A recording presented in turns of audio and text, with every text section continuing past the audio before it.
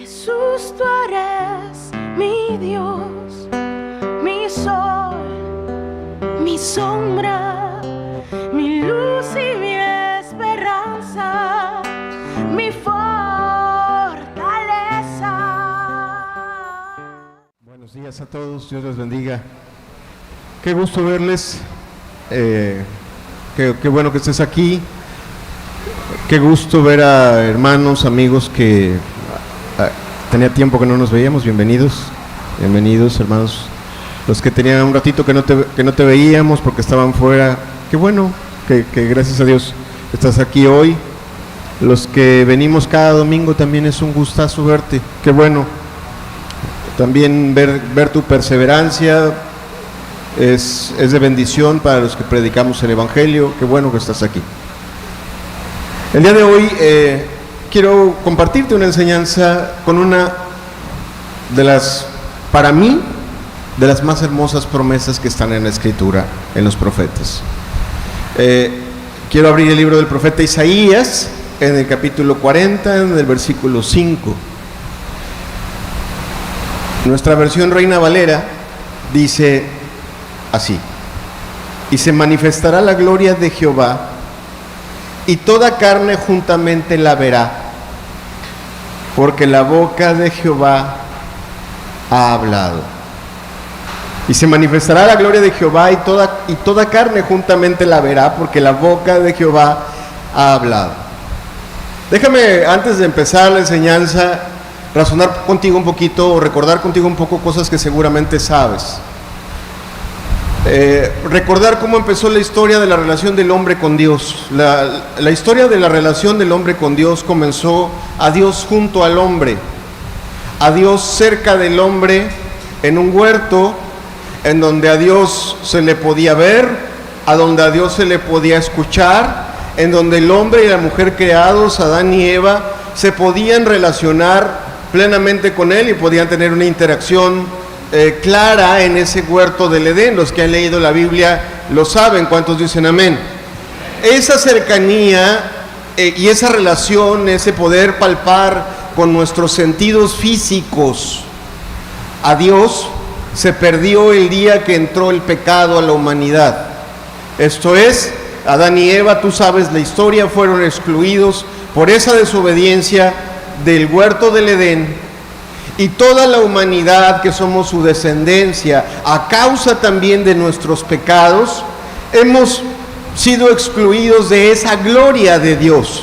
La Biblia nos enseña que por cuanto todos pecamos y todos hemos sido destituidos de esa gloria y hemos perdido un precioso privilegio, el poder palpar a Dios con nuestros sentidos naturales, con nuestra vista, con nuestro oído, con nuestro tacto, con aquellas cosas con las que sí podemos palpar a nuestra esposa, a nuestros hijos, o la belleza de las cosas naturales. Hemos perdido esa preciosa oportunidad a causa del pecado, y nuestra relación desde ese entonces es a través de otros sentidos, a través de los sentidos de la fe. Podemos ver a Dios solamente por medio de la fe, pero no de una forma natural. Ahora bien, el hombre que escribió esta promesa tiene un libro, por cierto, que es precioso. El hombre al que escribió la promesa se le considera el quinto evangelista, porque entre lo que vio, pareciera que vio con sus propios ojos a Jesucristo. Sin embargo, cuando tú empiezas a leer ese libro, empiezas a darte cuenta que lo primero que este hombre está hablando, Isaías, que por cierto creció y vivió entre reyes, hablándole a reyes, era un hombre de realeza. Los primeros versículos o los primeros capítulos de su libro son capítulos muy fuertes. Del 1 al 35 son capítulos que están tratando única y exclusivamente con el tema que no nos deja ver a Dios, con el pecado. Reprensión tras reprensión, juicio tras juicio, quizá con un poco de un destello por aquí y un destello por allá de lo que sería el Mesías, pero así pequeños chispazos, como en un día nublado, donde de repente aparece un pequeño rayito de luz y nada más. Pero 35 capítulos del tema que no nos deja ver a Dios, el pecado. Del 36 al 39. Una explicación quizá más clara de por qué viene tanta reprensión, de las razones en general. Pero a partir del capítulo 40 parece que empieza a salir el sol. Así, pareciera que después de una tormenta y de un día negro, Dios quiere que salga el sol. Y antes de esa promesa, vienen unas palabras preciosas. Versículo 1, Isaías 40, versículo 1, nos dice, lo tenemos, ahí lo tenemos, dice, consolaos, pueblo mío, dice vuestro Dios, hablad al corazón de Jerusalén, decidle a voces que su tiempo ya es cumplido y que su pecado es perdonado, que doble ha recibido de la mano de Jehová por todos sus pecados. Voz que clama en el desierto, preparad camino a Jehová, enderezad calzada en la soledad a nuestro Dios. Amado, parece que empieza a resplandecer la luz. Parece que empieza a Dios a mostrarle otra cara. Entonces su pueblo, el único que estaba escuchando su voz, porque el resto de la humanidad estaba en profundas tinieblas. Quiero mostrarte en otra versión de la Biblia la misma promesa del versículo 5. Te la voy a mostrar en 3 versiones. Ahora en el versículo 5, si eres tan amable, hermano, en la Nueva Versión Internacional. Esta es otra traducción de nuestra Biblia en el español y utiliza otras palabras. Dice, entonces se revelará la gloria del Señor y la verá toda la humanidad. El Señor Él mismo lo ha dicho. Déjame explicar, antes de comenzar con la enseñanza, todo esto es una pequeña introducción. Déjame explicarte a qué se refiere con la Biblia cuando se refiere a la gloria del Señor.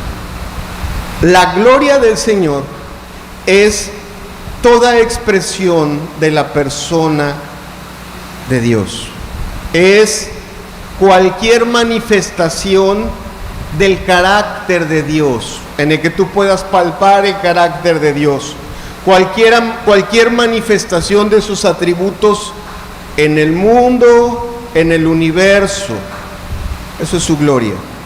Donde tú puedes ver bondad, donde tú puedes ver poder, donde tú puedes ver la creación. Lo que tú estás viendo es la gloria de Dios. A eso se refiere la Biblia cuando está hablando de la gloria de Dios. La gloria de Dios es, si tú quieres hablar de una correlación, imagínate al sol. ¿Qué es lo que hace que destaque el sol? Su brillo, ¿verdad? No entendemos al sol sin su brillo. Bueno,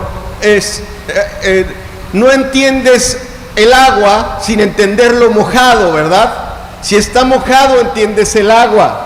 Bien, un disparo, no hay un disparo, no hay una dispersión si no hay calor. Bien, Dios, la gloria es una expresión, es la emanación, es el brillo, es el producto de su presencia. Donde está Dios hay un brillo, destaca algo de su carácter. A eso se está refiriendo. Ha de brillar, ha de ser manifestado. Cada vez que Dios se revela, de alguna forma, tienes una manifestación de su gloria. Cada vez que Dios descubre un aspecto de su carácter, tú lo que tienes es una pequeña manifestación de su gloria. Ahora bien, esa gloria para nosotros ha estado encubierta por el pecado. Si tú te pones a leer el Antiguo Testamento, como en Isaías, en los primeros capítulos, después de tanta reprensión al pecado, por ahí se nos habla de Manuel. Por ahí se nos habla en qué tribu van a ser. pero es como un pequeño brillito de sol en medio de un día nublado. Es solo una pequeña manifestación. Y la promesa no es esa. Déjame mostrarte esa promesa en una tercera versión, que es la que a mí me gusta más. Cuando menos en este versículo, no te estoy diciendo que cambies de versión y que cambies tu Reina Valera por una nueva traducción viviente, que es la que te voy a mostrar, pero es una buena traducción.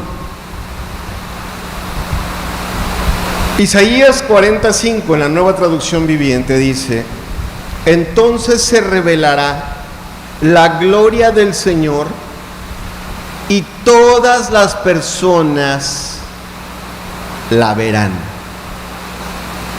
Y déjame explicarte dos cosas. Primero, el significado de la palabra revelar.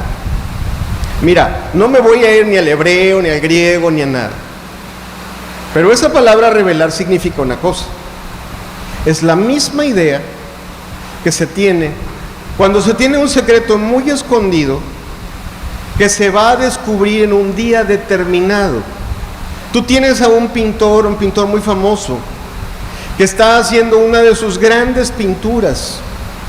Ya él es muy aclamado por muchas de sus pinturas. Sin embargo, él dice que va a descubrir la más grande que ha hecho. Ya le dijo al mundo que es así y que la va a presentar en un museo dentro de 3 meses y 4 días.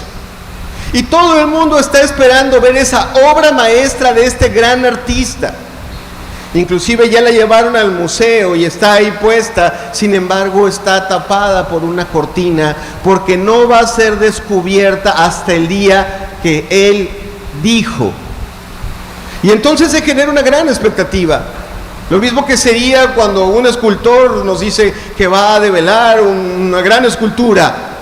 Hasta ese día, a lo mejor tú puedes ver, imaginarte, tratar de concebir por sus obras anteriores qué es lo que va a sacar, pero no se sabe hasta el día en que se levanta el telón o se levanta la cortina y se descubre por completo y en su total claridad esa obra maestra.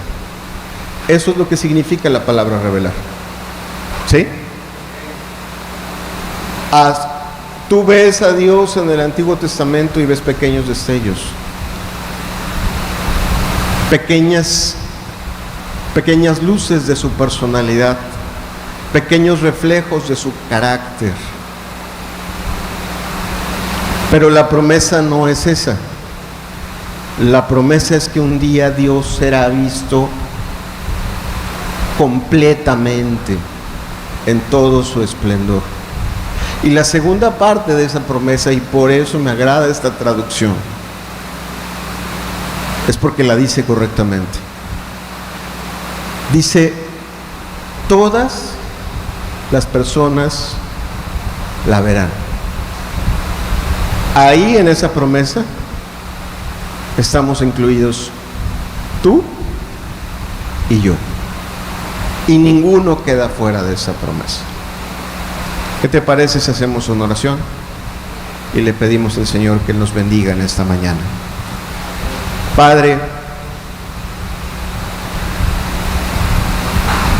qué necesitados estamos de ver tu gloria.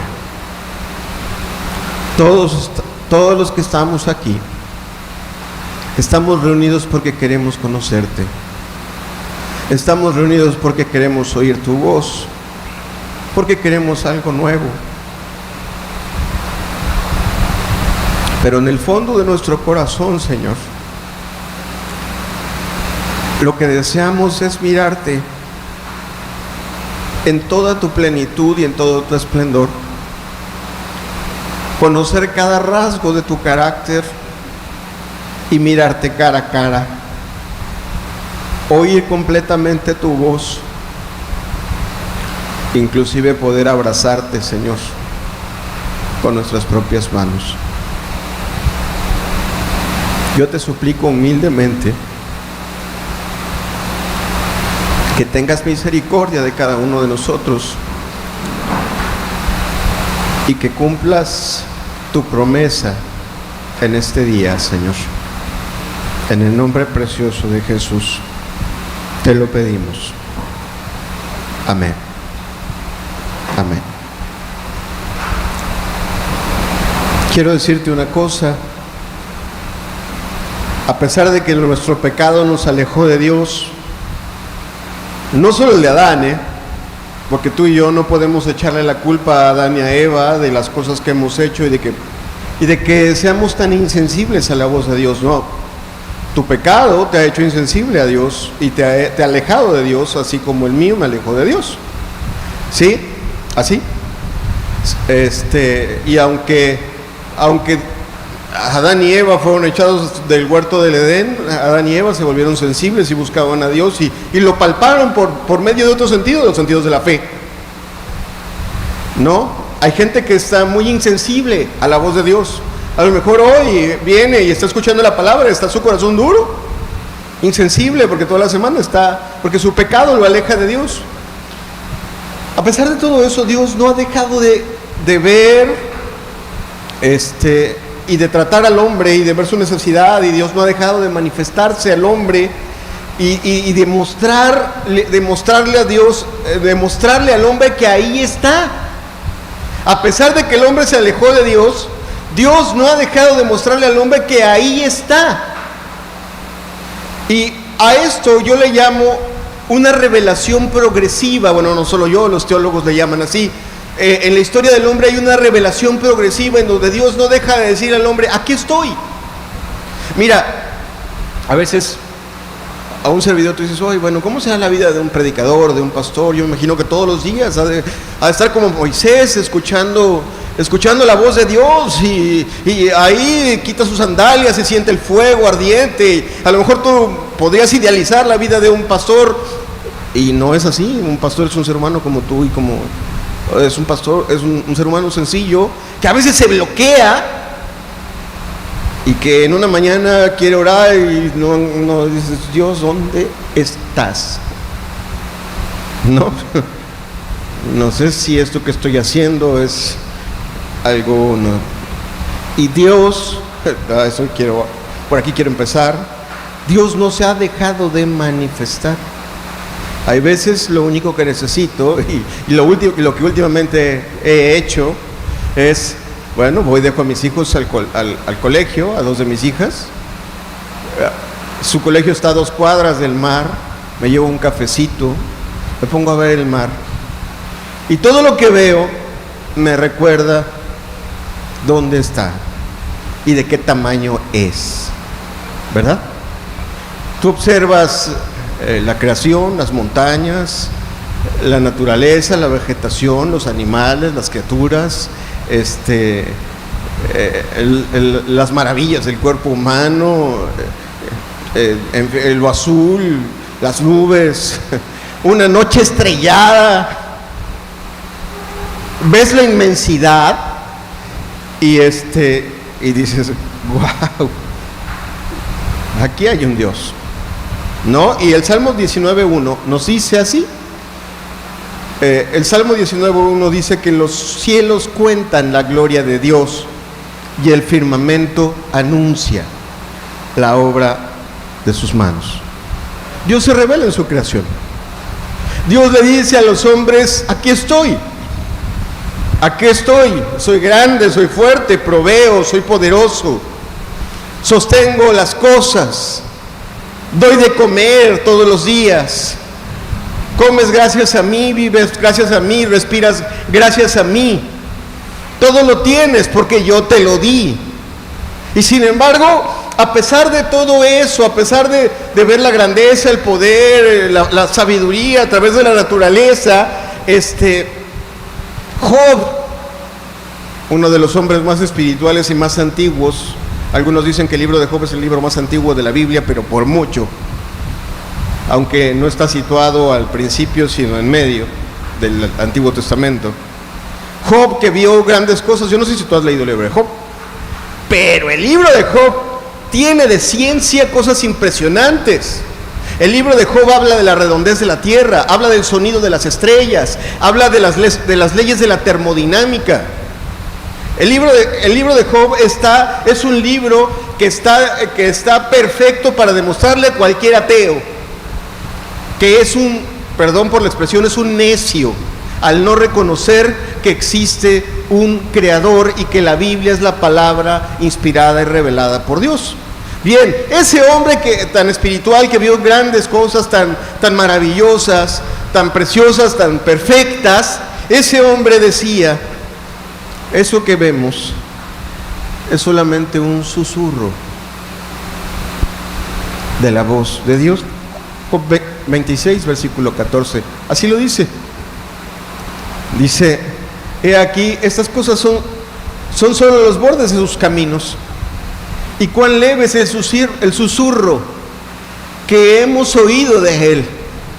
O sea, cierto, los cielos anuncian que Dios es grande,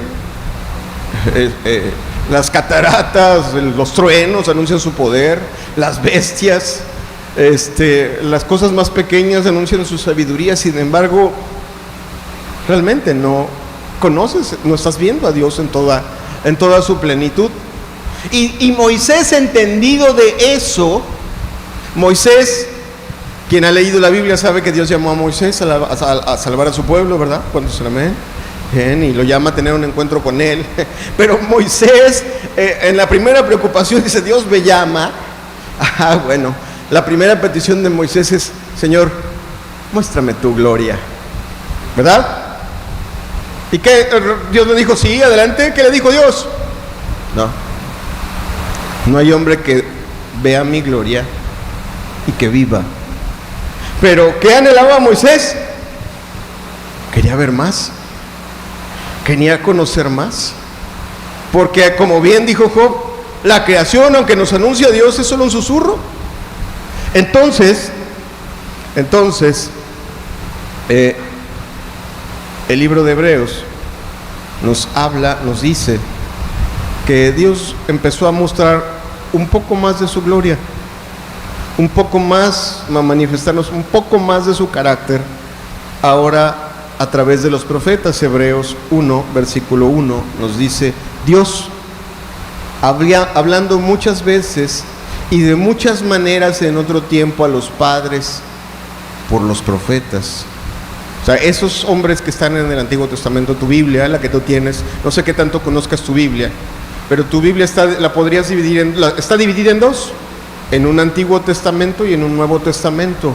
Y a lo que se está refiriendo el pasaje es que hay una sección de esa Biblia a la que puedes considerarla la revelación dada a los profetas, hombres que tuvieron una profunda comunión con Dios, hombres a través de los cuales Dios habló, a los cuales Dios les reveló ciertas porciones de su carácter, de sus propósitos, de sus pensamientos para con su pueblo, para con la humanidad, del dolor que sentía al ver al hombre, de lo que deseaba o de lo que planeaba hacer tanto para con su pueblo, para con todo el mundo. Y lo hizo de diferentes formas. Cada uno de ellos es diferente, son muy diferentes entre uno y otro. Hay gente muy culta como Isaías, y hay gente muy sencilla, verdaderos, prácticamente gente sencilla sin la preparación académica. Sin embargo, algunos tienen un estilo muy, muy puro, muy limpio, muy, muy fino. Otros tienen un estilo muy hosco en su hablar, en su expresar.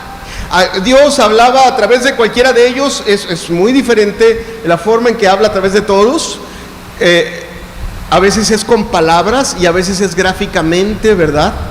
Por ejemplo, tú puedes ver que Dios no solamente utiliza grandes argumentos, sino la vida de hombres como la relación, esa maltrecha relación que tenía Oseas con su esposa adúltera, a la cual perdona, ¿verdad? A la cual perdona para revelarnos una cosa: que a pesar de que su pueblo ha sido un adúltero, Dios quiere reconciliar a su pueblo consigo mismo. ¿Cuántos dicen amén? Y así la humanidad ha sido infiel a Dios, y Dios revela su corazón y su propósito a través de los profetas, al mostrar esas facetas de su carácter, de sus pensamientos a la humanidad.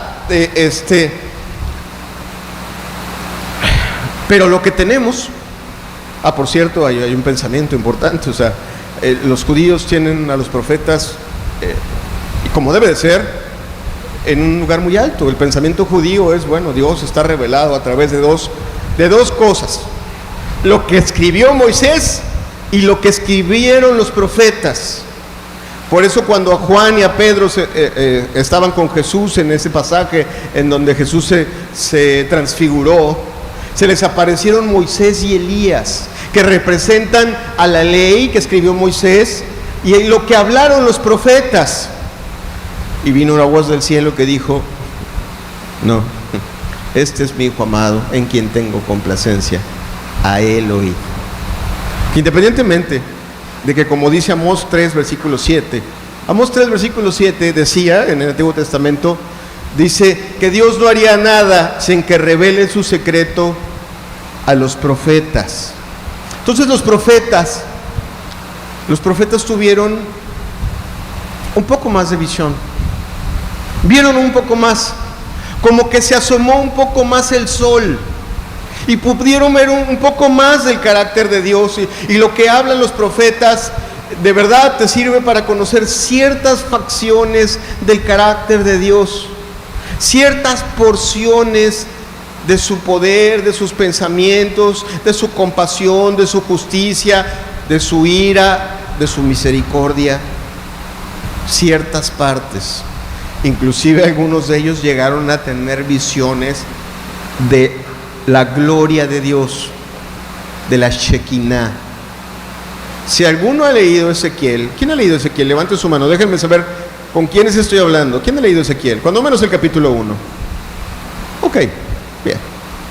Tú empiezas a leer Ezequiel y dices: wow, este hombre vio el trono sentado, vio a Dios sentado en un trono alto y sublime, y sus faldas llenaban el templo y su gloria llenaba la casa. Y en ese momento tu corazón se empieza a llenar de emoción y dices: voy a ver a Dios aquí, seguro que sí. Y todo va bien, hasta que Ezequiel empieza a describir las criaturas que están alrededor. También Isaías, los dos lo vieron. Los dos lo vieron. Uno de una forma y el otro de otra. Pero Ezequiel nos empieza a describir lo que hay alrededor. Criaturas con 4 caras, de formas diferentes. Ezequiel lo vio, pero tuvo un grandísimo problema para describir lo que es indescriptible.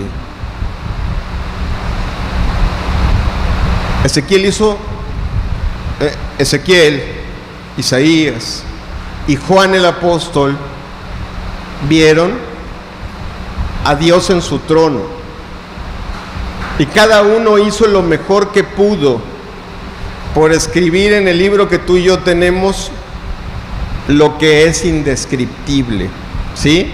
Ezequiel, Isaías vieron la Shekinah, la gloria de Dios, la presencia de Dios, así tal cual, clara, en todo su esplendor, y bueno, wow, hicieron lo mejor posible. Pero si tú y yo leemos, podemos entender una parte y otra parte decimos, cuando sigues leyendo Ezequiel, dices: Señor, ten compasión, hasta aquí entendí y aquí ya no entiendo nada. ¿A cuántos les ha pasado eso? Levanten su mano. Así es. Bienvenidos al club.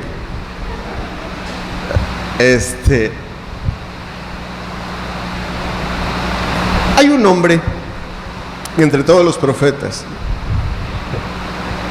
que yo creo que no hay nadie que supere en piedad como Daniel. Yo podría fácilmente, y no solo yo, sino yo creo que cualquiera que estudie la Biblia, considerando el hombre más piadoso de todo el Antiguo Testamento. Un hombre que realmente sabía orar, un hombre que realmente sabía lo que era tener comunión con Dios y caminar con Él y vivir una vida de obediencia.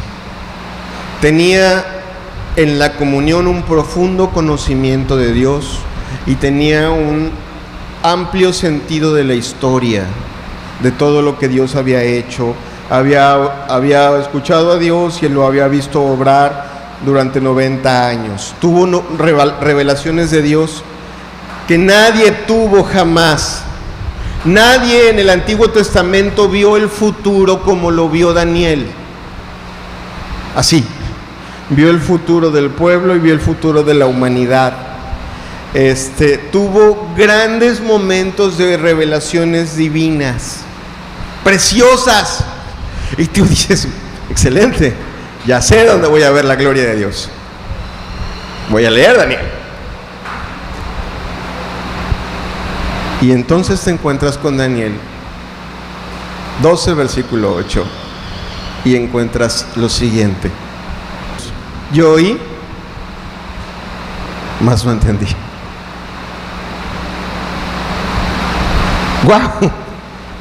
Y entonces tú dices, bueno, yo quisiera ser, aunque sea la mitad de piadoso porque tú sabes cuántas veces oraba Daniel al día, ¿verdad?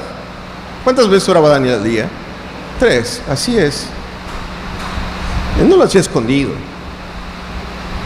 lo hacía de frente, y aunque lo amenazaran con la muerte, no, yo quisiera tener esa clase de comunión. ¿Y cómo que un hombre tan piadoso no pudo ver y entender y describir toda la gloria de Dios? Pues así como lo oyes, vio una parte, vio porciones. Por eso el apóstol Pedro, en 1 de Pedro 1, versículo 10, termina diciendo lo siguiente. 1 de Pedro 1, versículo 10, nos dice: los profetas que profetizaron la gracia destinada a vosotros inquirieron y diligentemente indagaron acerca de esta salvación, escudriñando qué persona y qué tiempo indicaba el Espíritu de Cristo que estaba en ellos, el cual anunciaba de antemano los sufrimientos de Cristo y las glorias que vendrían tras ellos. A estos se les reveló que no para sí mismos, sino para nosotros, administraban las cosas que ahora son anunciadas, por los que os han predicado el Evangelio por el Espíritu Santo enviado del cielo, cosas en las cuales anhelan mirar los ángeles. Todos estos hombres que tuvieron una profunda comunión con Dios, que vieron maravillas, a los cuales Dios les abrió su corazón, les mostró sus propósitos, les reveló sus planes, les habló íntimamente y profundamente y les dio una parte y habló y les dio, no lo vieron todo. No lo vieron todo, y dice, Pedro dice, ellos solamente eran administradores y guardadores de una verdad que iba a ser descubierta a los que estamos aquí sentados.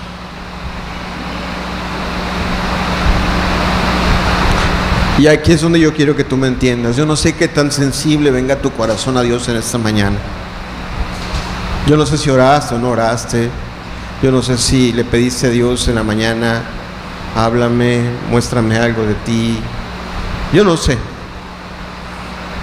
Ojalá que sí. Porque Daniel oraba 3 veces al día y no tuvo el privilegio que tú tienes el día de hoy. ¿Sí? Porque hombres se la pasaban ayunando días enteros en la cárcel, eran golpeados, maltratados, lastimados y padecieron, y solamente fueron administradores de una revelación que no era para ellos.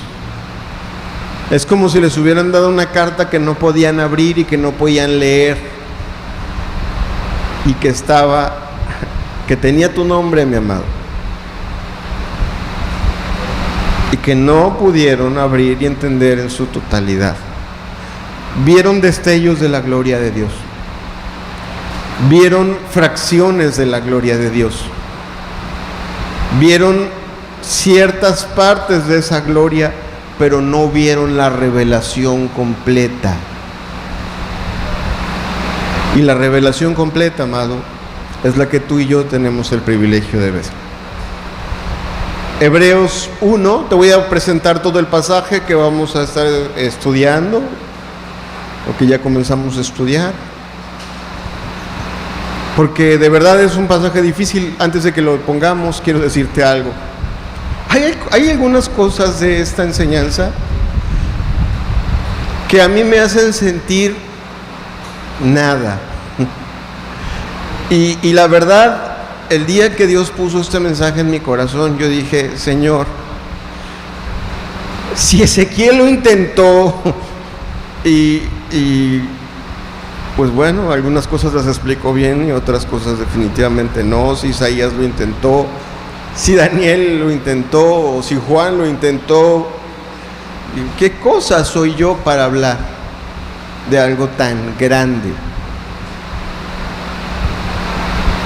Gracias a Dios que su palabra es suficiente y su Espíritu es suficiente para mostrar su revelación a cada uno de nosotros.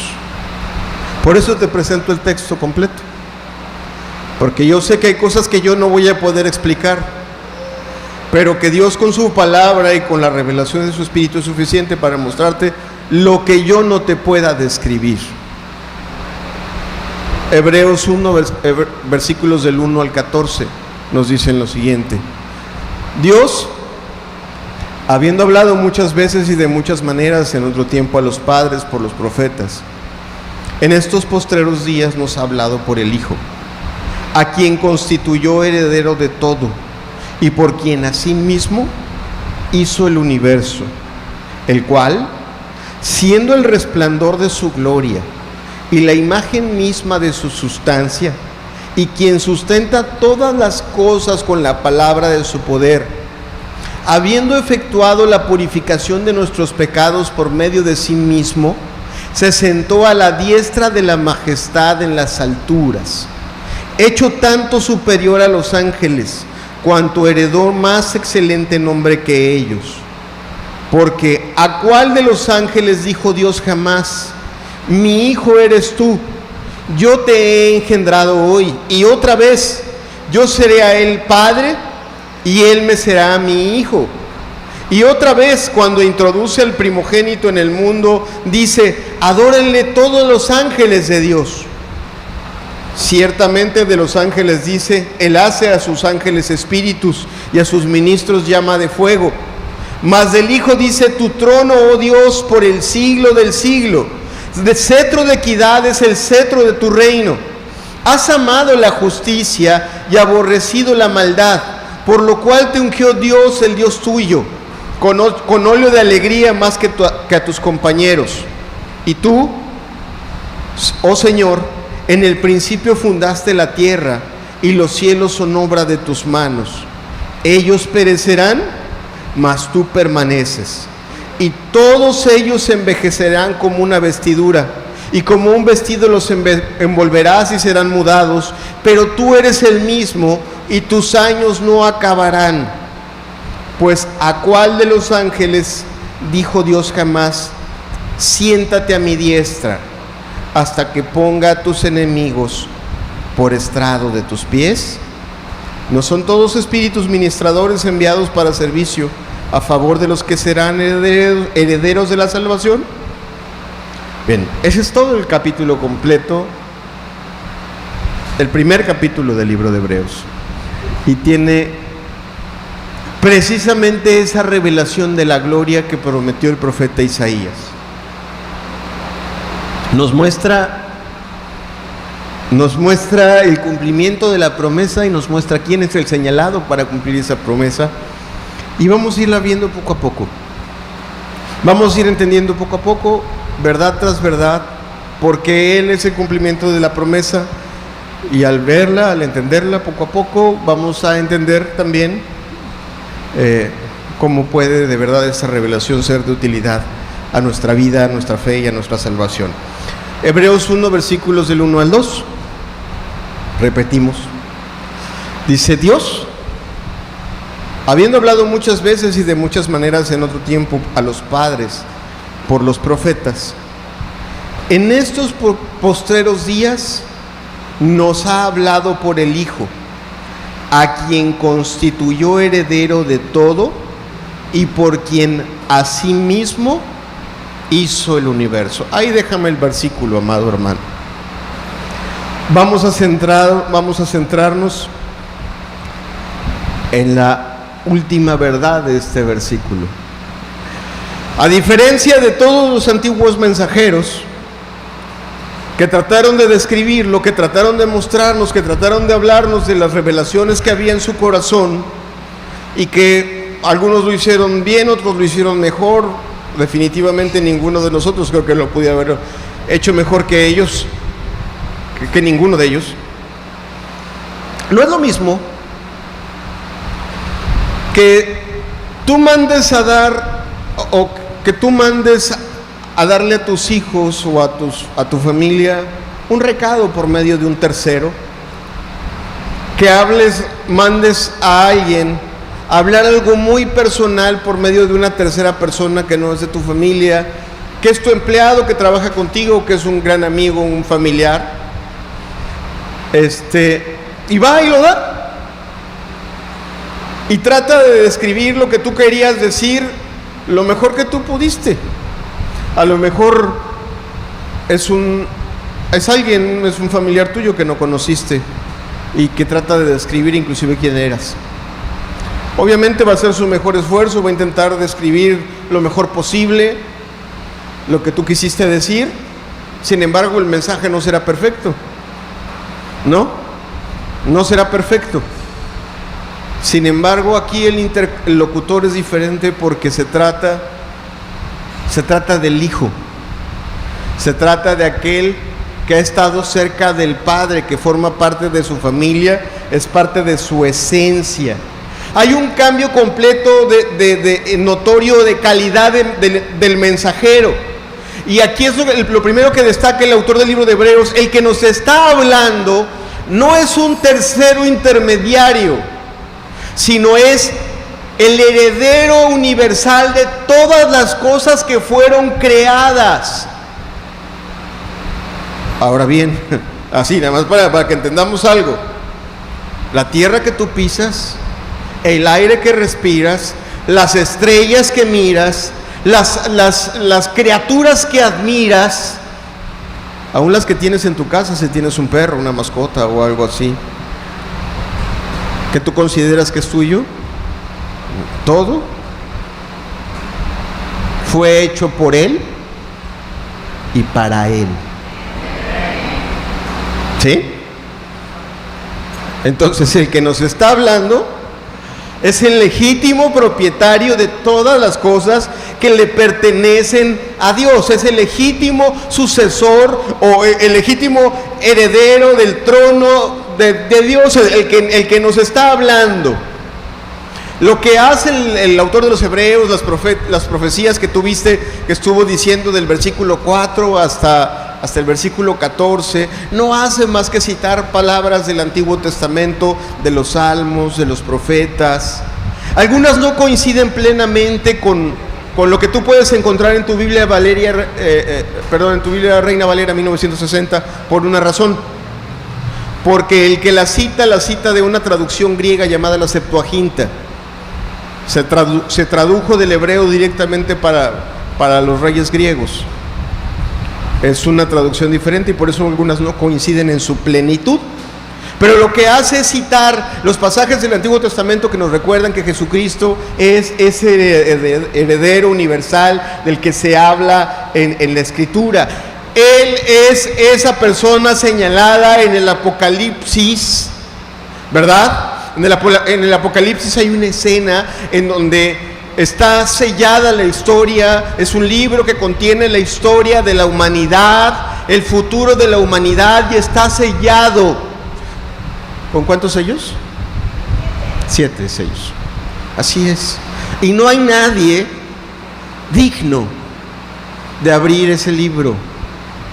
Y el que lo ve, que es Juan, en esa revelación, se entristece en el corazón. O sea, él refleja su angustia porque no hay nadie que pueda abrir ese libro y develar los secretos que le deparan al mundo y al pueblo de Dios, hasta que es presentado en toda su majestad un cordero inmolado que es digno de abrir el libro y desatar sus 7 sellos.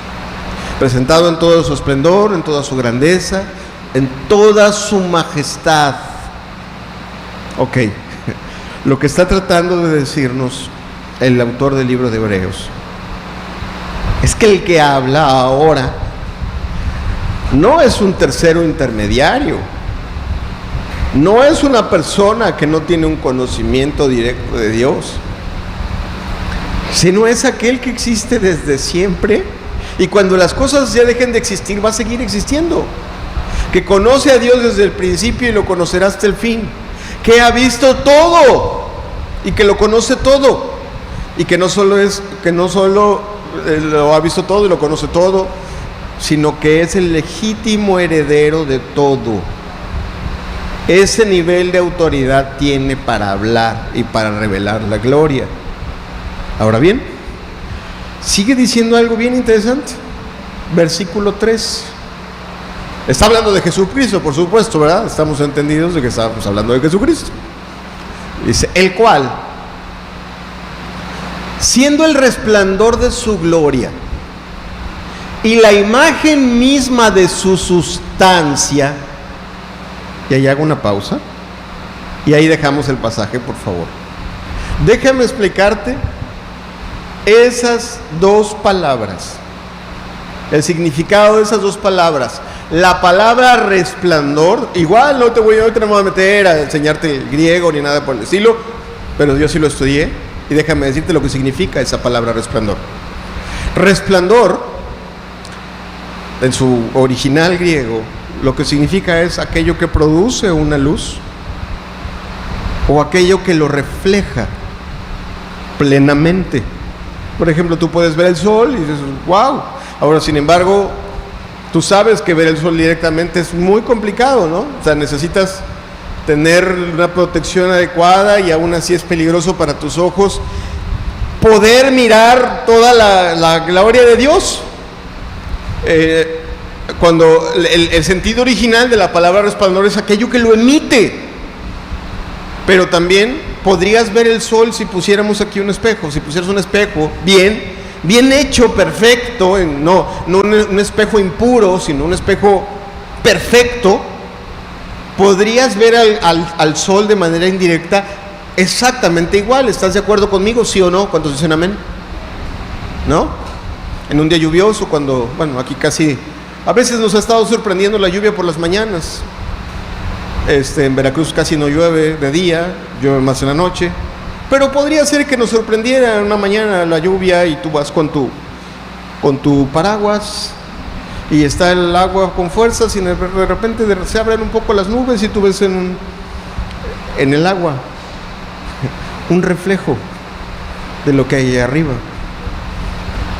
Ves la gloria del sol, ¿no? Ok. El pasaje nos está diciendo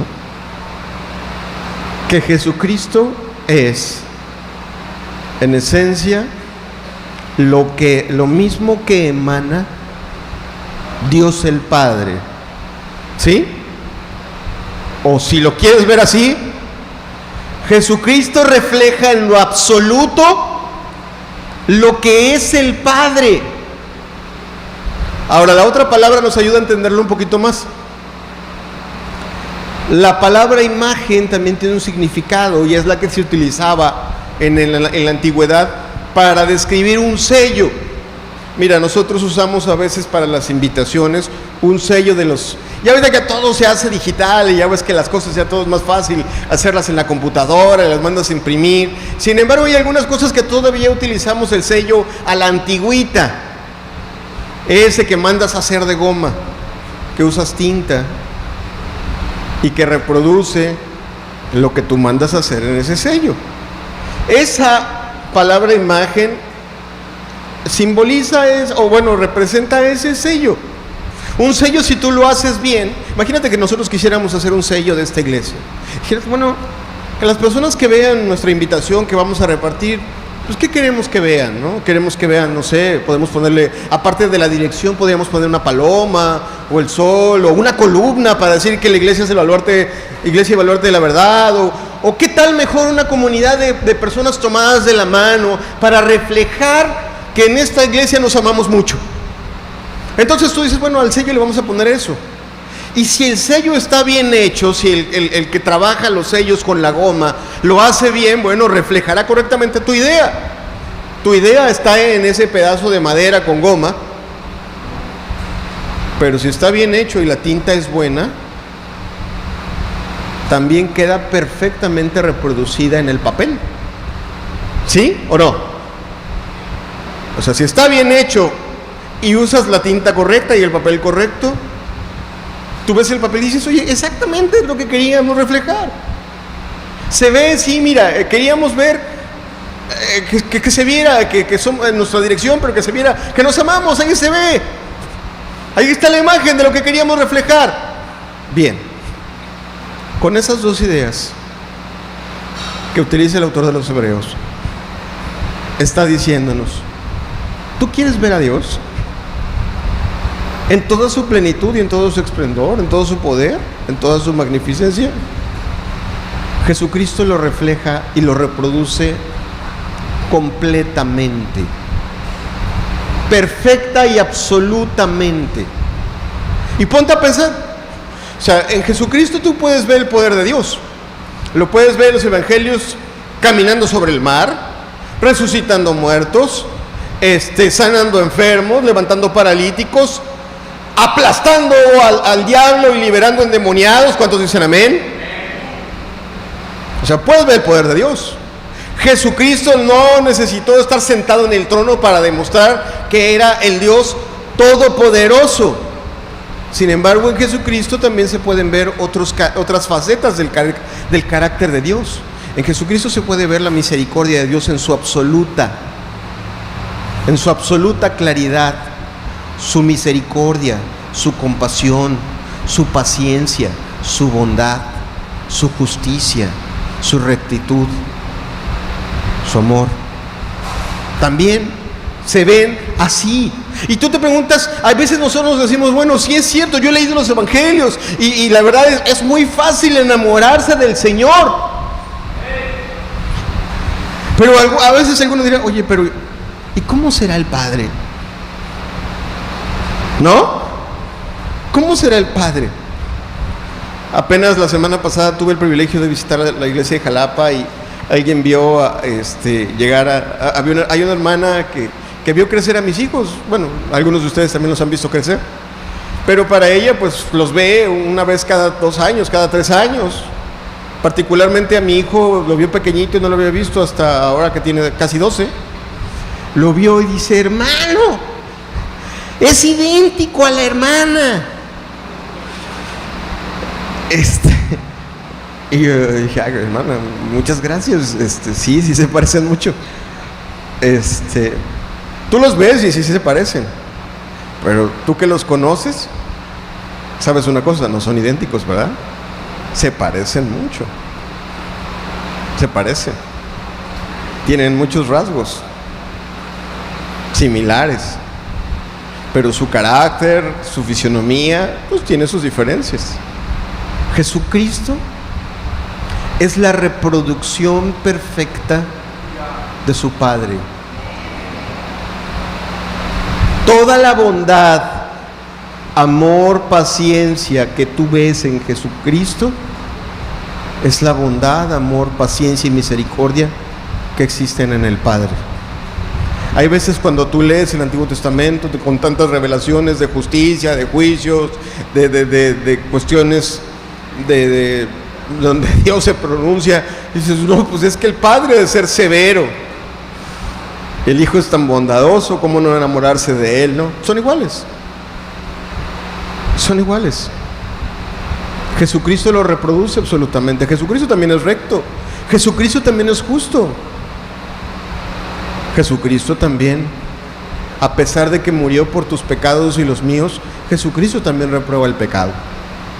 ¿Cuántos dicen amén a eso? pero son reflejos perfectos. Y entonces, al tú mirar la persona de Jesucristo, puedes ver en su completa plenitud, al Padre. Ya no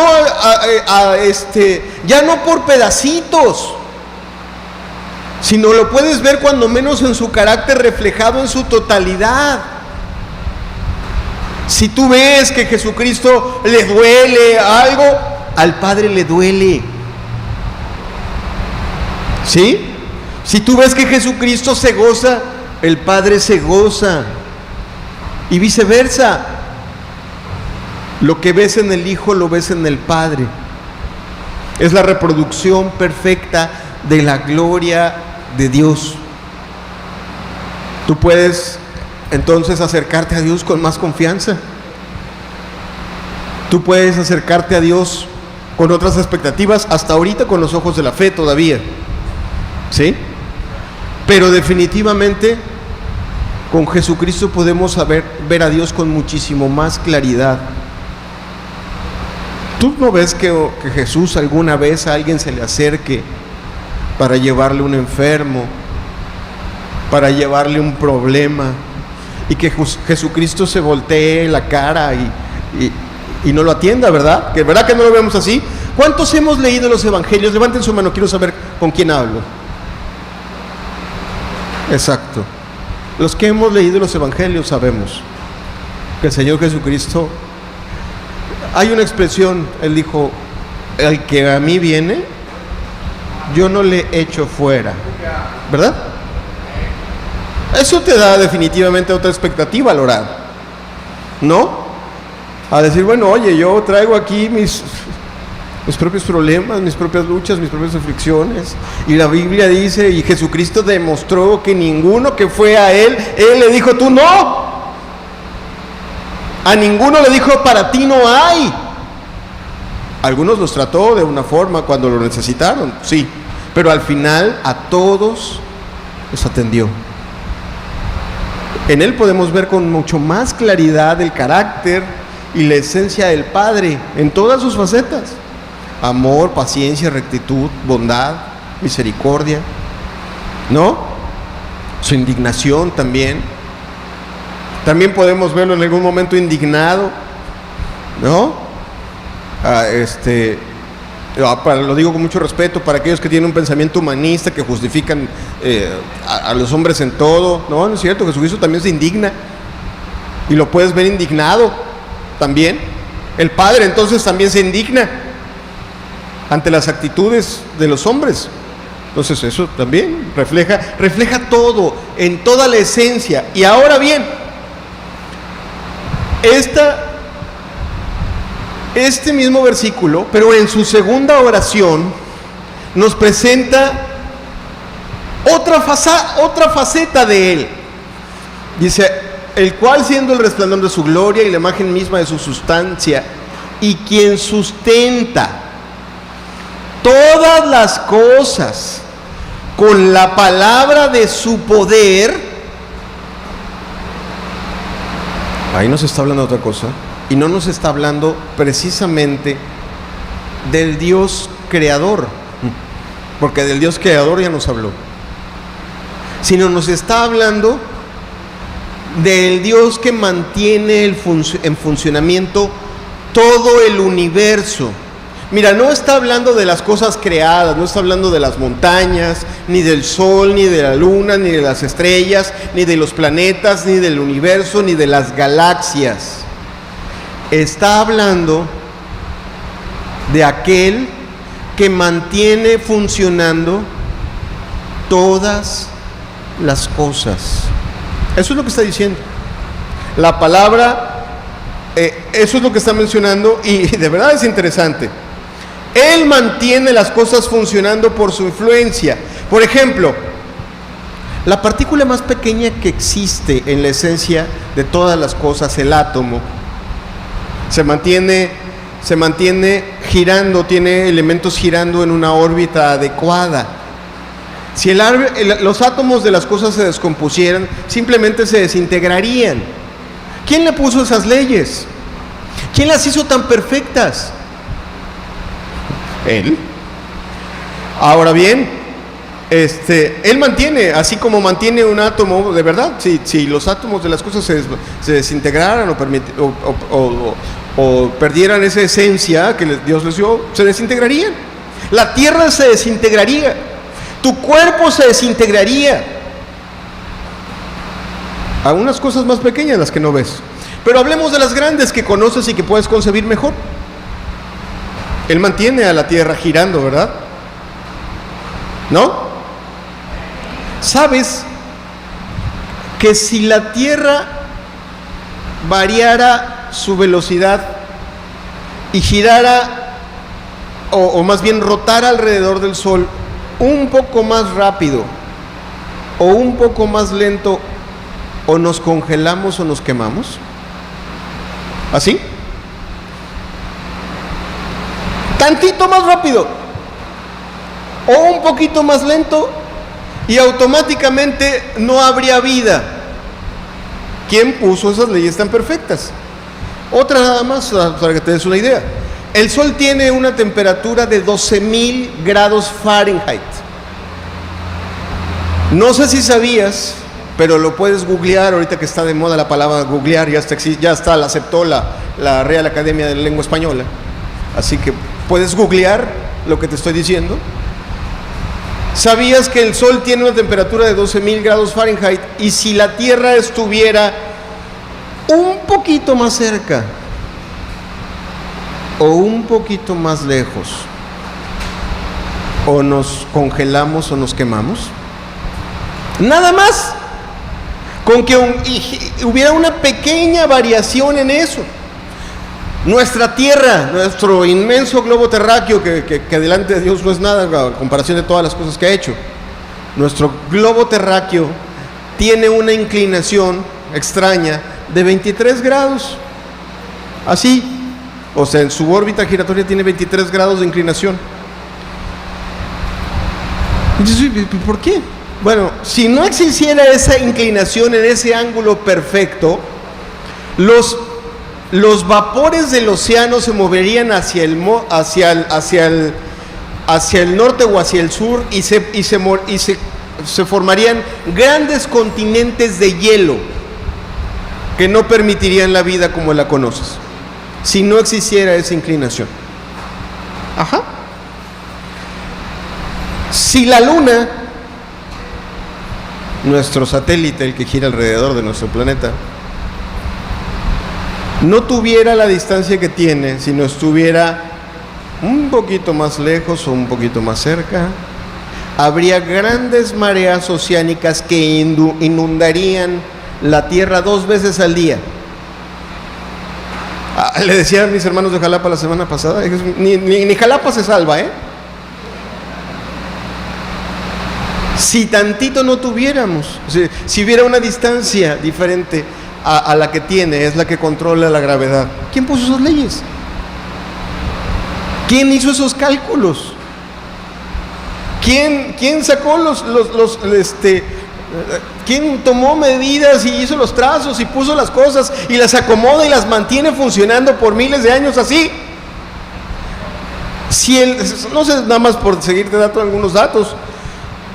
Si el océano disminuyera su altura 2 metros, las combinaciones de dióxido de carbono y oxígeno en la atmósfera se absorberían por completo y no habría vida vegetal. Con solo 2 metros que se disminuyera el océano. ¿Quién calculó esas combinaciones? O si la atmósfera la atmósfera, lo que mantiene nuestro oxígeno, lo que protege nuestra tierra, que hace que los meteoritos cuando llegan se desintegren,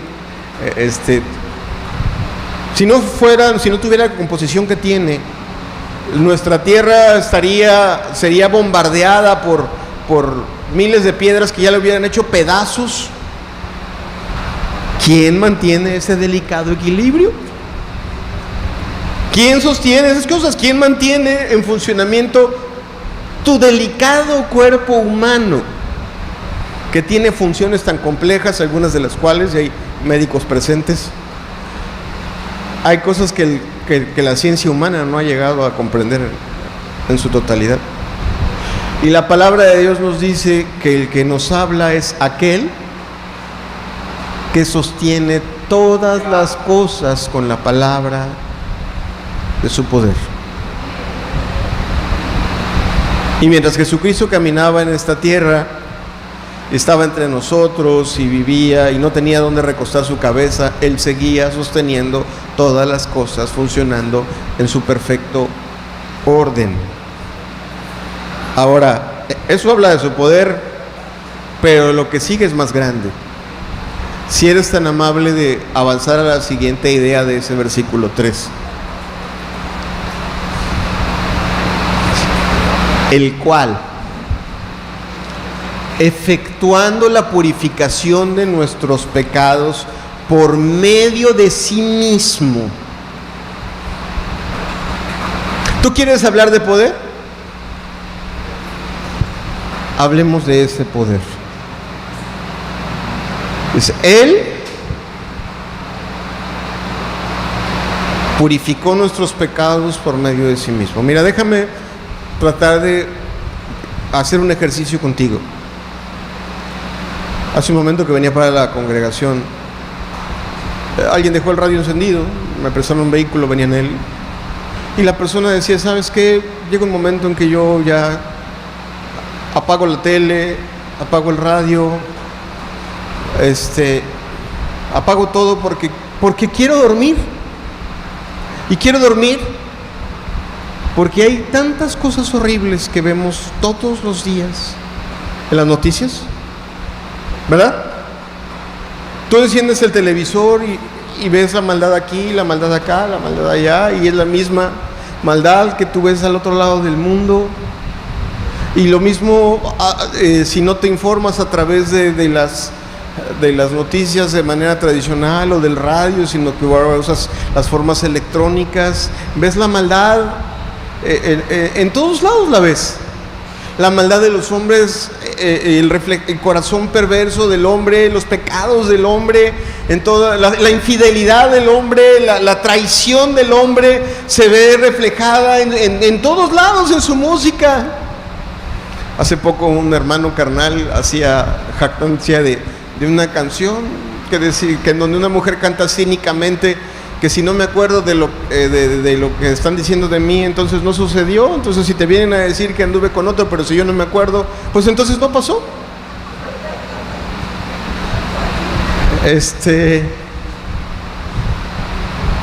¿De qué dimensión son los pecados de la humanidad? ¿Podrías tú contarlos? ¿Podríamos meter toda la información de la maldad del corazón del hombre a lo largo, nada más lo que sucede en este día? Olvídate de todo lo que ha sucedido en el mundo, los pecados que el hombre comete el día de hoy. Si los escribiéramos en una hoja o los metiéramos en una computadora, en un disco duro, ¿cabrían? Ahora imagínate los que han sucedido desde el principio de la humanidad, y si el Señor no viene hoy, los que van a seguir sucediendo. Ahora la Biblia dice que eso ensucia, que eso mancha, que eso corrompe, ¿verdad? Y tú y yo lo sabemos, cómo ciega la mente, cómo ciega el corazón, cómo entorpece nuestro entendimiento, cómo transforma a un hombre, a un padre, a un joven que era de buen corazón, cómo lo vuelve en un infiel traicionero, que abandona a sus hijos y los deja sin comer, ¿verdad? ¿Verdad que lo hemos visto? ¿Verdad que lo hemos oído? A una jovencita que escribía cosas hermosas, ahora ser una mujer que no tiene corazón y abandona el fruto de su propio vientre, lo deja abandonado, tirado en un basurero. Si nosotros pudiéramos hacer una dimensión de todas esas cosas y ponerlas todas juntas, Si nuestra mente alcanzara a comprender la dimensión de todo eso. Hay veces que la gente que se acerca a Dios, simplemente al cargar con su propia culpa, dice: yo no sé si lo que he hecho alcanza el perdón de Dios. Yo sí he hablado con personas que me han dicho eso, y entiendo lo que el pecado ocasiona. Bien, ¿tú quieres saber lo que es poder? Eso es poder. Él efectuó la purificación de nuestros pecados por medio de sí mismo con una sola acción. Con un solo sacrificio lo limpió todo. Lo limpió absolutamente todo. La culpa, la responsabilidad, la conciencia manchada, la maldad. Es capaz de transformar todo con un solo acto. Es tan amplio ese sacrificio que si toda la humanidad quisiera acceder a esa transformación, toda al mismo tiempo lo puede hacer, porque así de amplio es. Eso es poder. Y mira, la verdad, algunos, los judíos los que se aferran al judaísmo, sacrificios continuos y cosas, o a los que se aferran a las obras y a la justicia propia, de verdad no entienden lo que es la fe. Los que se aferran a todas esas cosas no entienden lo que es la fe. Los judíos no lo entendían. Pero el autor de Hebreos, como en pasajes, como en días pasados hemos estado explicando, pues hace un gran esfuerzo porque entendamos la dimensión de la magnitud del sacrificio de Jesucristo. Él hace una comparación entre lo que hacían los sacerdotes, que siempre están ofreciendo. Es tan grande la dimensión del pecado del hombre y era tan grande la dimensión del pueblo de Israel que siempre estaban ofreciendo sacrificios día y noche. En todo momento había un grupo de sacerdotes ofreciendo sacrificios que nunca terminaban de ofrecerse. ¿Y tú sabes por qué no existen en el templo sillas? En el antiguo templo, en el templo de Dios en aquel tiempo, porque los sacerdotes nunca se sentaban, porque los sacerdotes nunca acababan la obra, porque no era suficiente y porque siempre había necesidad de estar presentando un nuevo sacrificio, porque la maldad de los hombres era mucha. Y sin embargo el autor de los Hebreos nos hace una comparación. Veamos eso contra esto. Hebreos 10, versículo 11.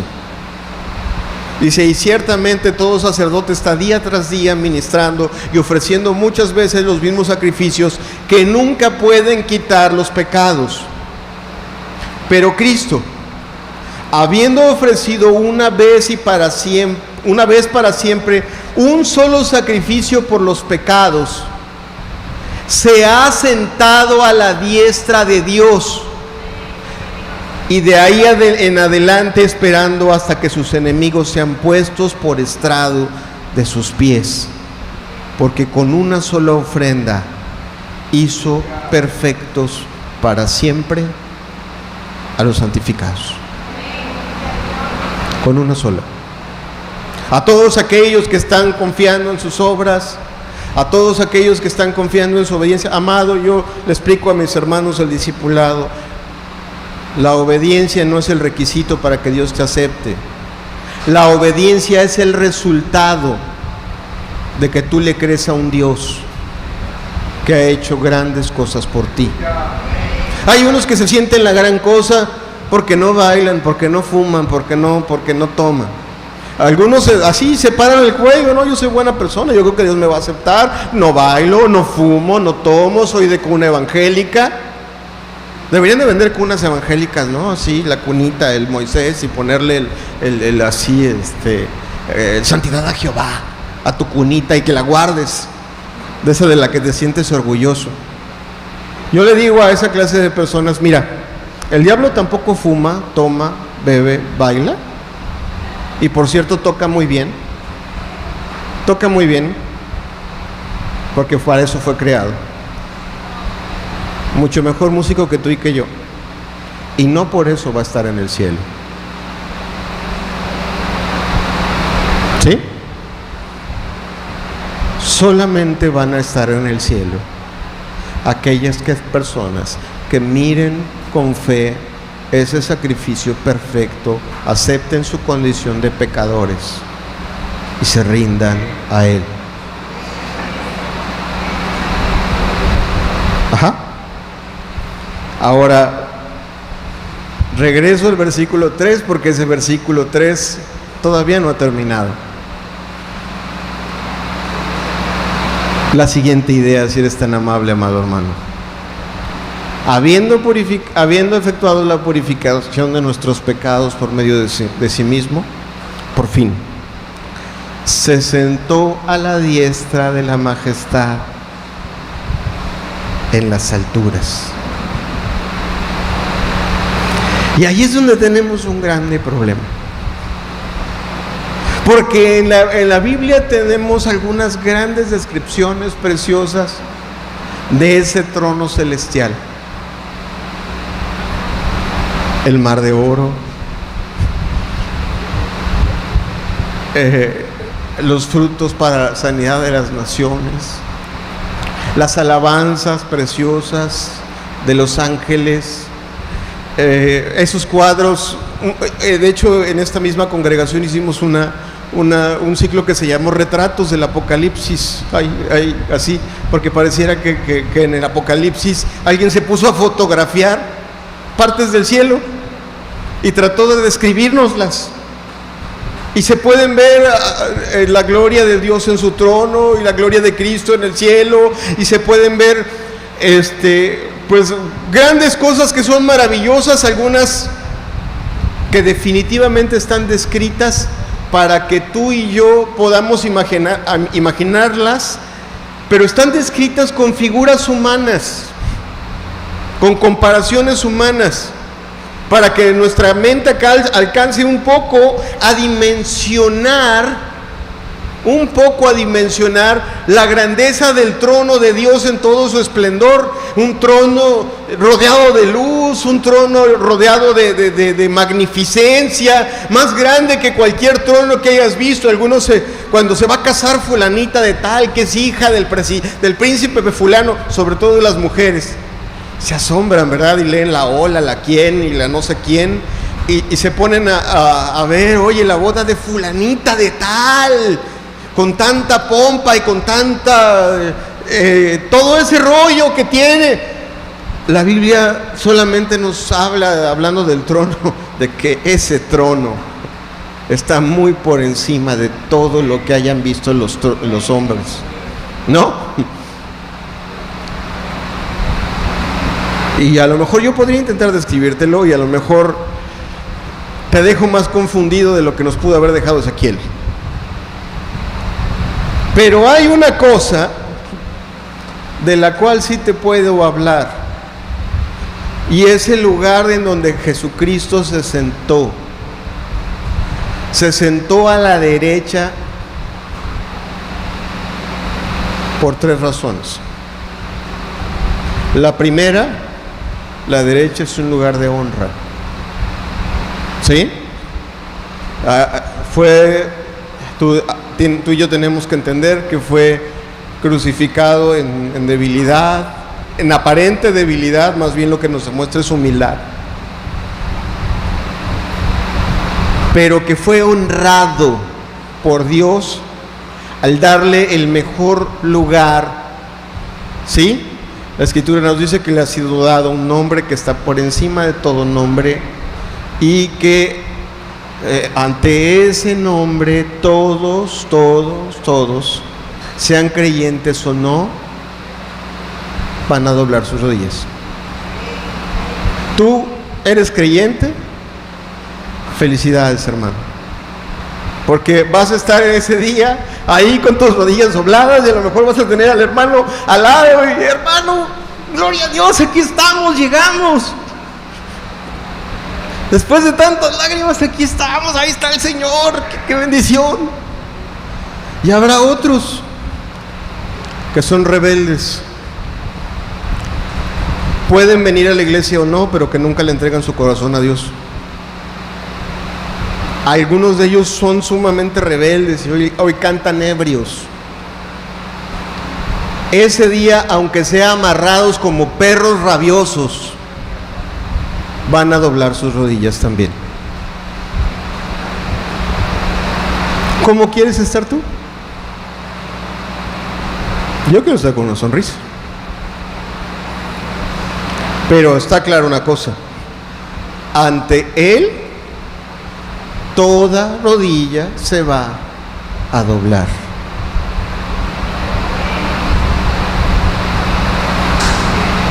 Por cierto, los cristianos tibios corren grave riesgo de doblar sus rodillas a fuerza. A esos cristianos tibios, inconstantes, profesantes, les hago un atento llamado: que tú no doblas tus rodillas. Tú te crees merecedor de todas las cosas. Nunca las doblas, porque nunca te humillas.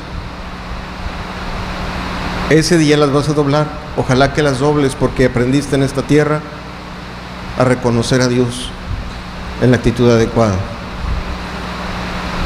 Ahora bien, se sienta a la diestra, reconociendo pues su lugar, su herencia. Pero hay una tercera idea que es importante. La diestra es un lugar de intercesión. Es un lugar que tomaban los consejeros. Es un lugar que tenía aquella persona de valor que tenían los reyes, que opinaba delante del rey y que daba su palabra al rey de consejo.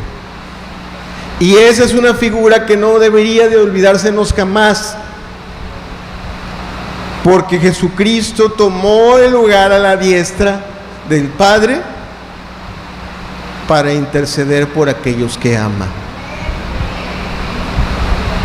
Así. Y aquí hay algo importante que hay que entender. A Dios le duele el ser humano en general. Si eres no creyente, aunque estés escuchando este mensaje, porque puedes ser no creyente y estar escuchando este mensaje, si eres no creyente, a Dios le duele ver tu vida, los errores que estás cometiendo, lo mucho que te está destruyendo tu pecado y lo que está destruyendo a los demás. El dolor que estás causando, a Él le duele profundamente en su corazón. Lo dices desde el Génesis y lo sostiene toda la Biblia. Le duele ver tu condición por él. Ese dolor lo llevó a la cruz a morir por ti para limpiarte. Le duele ver lo que estás haciendo con tu familia, las malas decisiones, las situaciones, las cosas que haces en tu propia prudencia, en tu propia sabiduría, tus propios criterios, tus propias cosas, y los errores que cometes en tu matrimonio, con tus hijos, en tu trabajo, con tu vida, con tu cuerpo. Le duele. Y por eso murió por ti y por eso sigue abogando porque Dios trate contigo y te dé una oportunidad de creer. Está sentado ahí por eso. Ahora, si tú eres de aquellos que has abrazado de todo corazón esa fe, lo que Él hizo por ti, amado, le duele más. Lo que pasas le duele más. Mira, hay veces que hay cosas que nos duelen tanto, que calan tan hondo dentro de nuestro corazón, que no las podemos decir. De verdad. que quisiéramos llevarlas a Dios o quisiéramos platicárselas a alguien de confianza, pero duelen tan profundamente que no las puedes decir. La Escritura dice que Dios las conoce todas. Lo más profundo de tu corazón, Dios lo conoce y le duele igual. Un día les pido un poquito de paciencia. ¿Tenemos paciencia? Déjame decirte una anécdota que leí que me interesó mucho. Él ilustraba el conocimiento y el interés que tiene Dios por nuestras vidas y lo comparaba al que tú y yo podemos tener por una hormiga.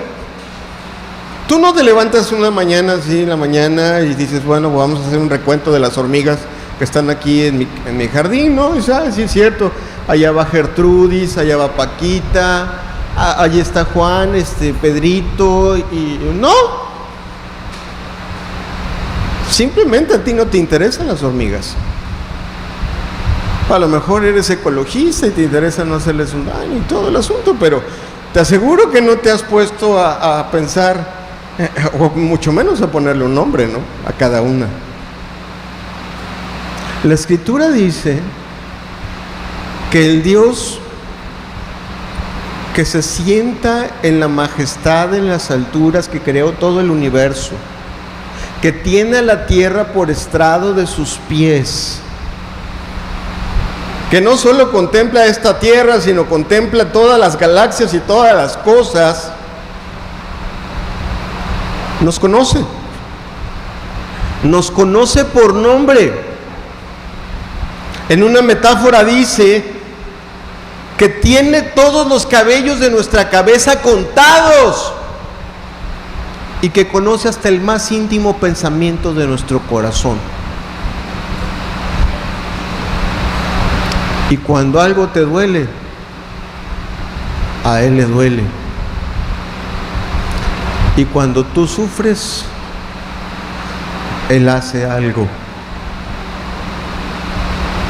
Él entiende, y hay veces que no le puedes decir las cosas, y la Escritura dice que el Espíritu mismo intercede por nosotros con gemidos indecibles. Él interviene a tu favor, obra, y tú dices, bueno, ¿y entonces por qué si le he pedido que quite esto no lo quita? Sencillo, o a lo mejor no tan sencillo de entender para ti, pero sencillo de entender sí para Él. Si tú estás en la fe y algo te duele y no lo quita, es porque algo de su gloria quiere formar en ti. Así. Y mira, yo te explico esto con otra metáfora. ¿Has visto tú una figura hecha en hierro, en hierro, pero no actual, de esas que hacen los soldadores actuales que cortan y soldan? No. Esas figuras de hierro doblado, una espada antigua doblada. ¿Tú sabes cómo se hace? El hierro, para que doble y para que se forme, tiene que ser calentado a un nivel en donde prácticamente se pone al rojo vivo. ¿Sí o no? O el barro, para que se forme, tiene que ser prácticamente desbaratado para que se pueda formar. Y nosotros, amado, aunque creemos en Dios y tenemos buenas intenciones, traemos muchas cosas de este mundo que a Dios no le sirven para nada. Nuestro humanismo, nuestra torpeza, nuestro carácter que refleja más a Pancho Villa que a Jesucristo, algunos varones sobre todo, ¿no? Algunos piensan que pudieran reflejar eso y realmente no. Entonces Dios tiene que cambiar eso, y muchas cosas que permite nuestra vida las permite para moldearnos. Algunos saben que he tenido ya de un tiempo atrás algunas situaciones difíciles en mi propia salud. Yo ya me las sé. Ya sé, y bueno, no es nuevo en mí, tengo años batallando con cosas de salud, pero ya me las sé. Y cuando no se quita o no pasa, ya me las sé.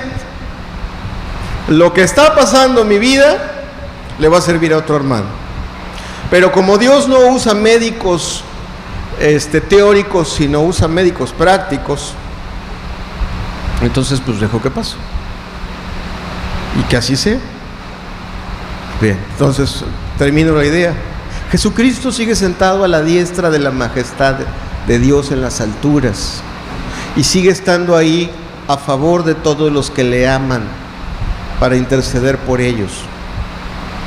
¿Sí me entiendes lo que te digo?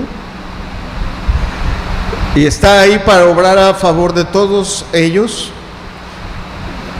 y a su tiempo lo quitará si Él considera que la obra está terminada, o lo dejará permanecer hasta que la obra esté completa. Amén. Quiero terminar esta enseñanza diciéndote de qué nos serviría a nosotros todo esto que estamos hablando. Segunda de Corintios capítulo 3, versículo 18, dice lo siguiente: por tanto, nosotros todos, mirando a cara descubierta como en un espejo la gloria del Señor, somos transformados de gloria en gloria en la misma imagen como por el Espíritu del Señor. ¿De qué te sirve contemplar su gloria? Fíjate, a lo mejor algunos de nosotros estamos aquí y decimos: wow, me falta mucho. Cuando ves tu pecado que no puedes dejar, a lo mejor algunos llevan años batallando con el mismo pecado. Es tu carácter, la mentira, la hipocresía, la inmoralidad, la pornografía, tu orgullo, tu soberbia, lo que sea, y tú dices: wow, ¿cuándo voy a poder ser cristiano? Algunos que son cristianos y que han dicho: bueno, sí quiero, ven su torpeza, ven sus deficiencias, a veces son muy ásperos, a veces son muy blandos, son muy humanistas, a veces son muy y dices: wow, ¿cuándo voy a llegar a servir correctamente al Señor? ¿Cuándo voy a poder? ¿Cómo voy a poder? Déjame ilustrarte este pasaje con una historia que seguramente conoces. ¿Cuántos conocen la historia del patito feo? Levanten su mano, por favor. Bien, gracias. A los que no la conocen y a los que la conocen se las voy a recordar. Esta historia nos habla de un pato que era el más torpe y atractivo de todos los patos, y que los patos que estaban a su alrededor lo ridiculizaban por sus diferencias. Pues de tanto bullying y de tanto abuso, el pato huyó y se refugió en una casa en donde había dos mascotas. Había un pollo, había un gato. Y también ahí fue rechazado. Fue rechazado porque no podía poner huevos como gallina ni podía ronronear como gato. Y por lo tanto, pues en su corazón estaba: no me entienden, pero ahí también lo trataron con desprecio. La historia nos dice que un día vio unos cisnes elegantes, muy elegantes, los pájaros más hermosos que había visto en su vida, y una sensación extraña invadió su corazón. Dio vueltas en el agua, estiró el cuello, los trató de seguir, se fue tras ellos, y lanzó un graznido, su propio graznido lo asustó. Al final no los pudo alcanzar, los perdió de vista y se zambulló triste, fuera de sí en el agua. No tenía idea de cómo se llamaban ni a dónde iban. Solo sabía una cosa: que los amaba como nunca había amado nada en su vida. Había llegado otro invierno y por fin llegó la primavera. Se derritió el hielo, los estanques estaban de nuevo ahí y ese patito feo nadaba. Y a lo lejos miró de nuevo esas hermosas aves. Pero lo precioso de la historia es que ahora las aves lo ven y se acercan a él. Y él se empieza a sentir avergonzado. Mientras más se acercan, más vergüenza, y entonces agacha su cabeza y se cubre con sus alas. Y al agachar su cabeza, mira su reflejo en el agua y se da cuenta que él también es un cisne. Y entonces levanta su cabeza no con orgullo como un avestruz, sino medianamente como lo hace un cisne, y se involucra con ellos. Amado, y con este pasaje yo quiero terminar esta enseñanza diciéndote una cosa. Tú y yo fuimos creados para reflejar la gloria de Dios, para reflejar su amor, para reflejar su misericordia, para reflejar su paciencia, su justicia, su rectitud. Tú y yo fuimos creados para eso. Y si tú y yo somos capaces de mirar esa gloria todos los días y enamorarnos de esa gloria todos los días y seguir a esa gloria todos los días, un día, sin que te des cuenta, tu propia vida será el reflejo de esa gloria. Cerramos nuestros ojos y tenemos un momento. Gracias, Señor. Que una imagen de tu gloria quede impresa y sellada para siempre en nuestros corazones, Señor. Y que esa imagen sea renovada y vaya creciendo hasta que todo nuestro ser, espíritu, alma y cuerpo, sea ofrecido en alabanza, hasta que reflejemos plenamente la gloria de tu imagen también, Señor.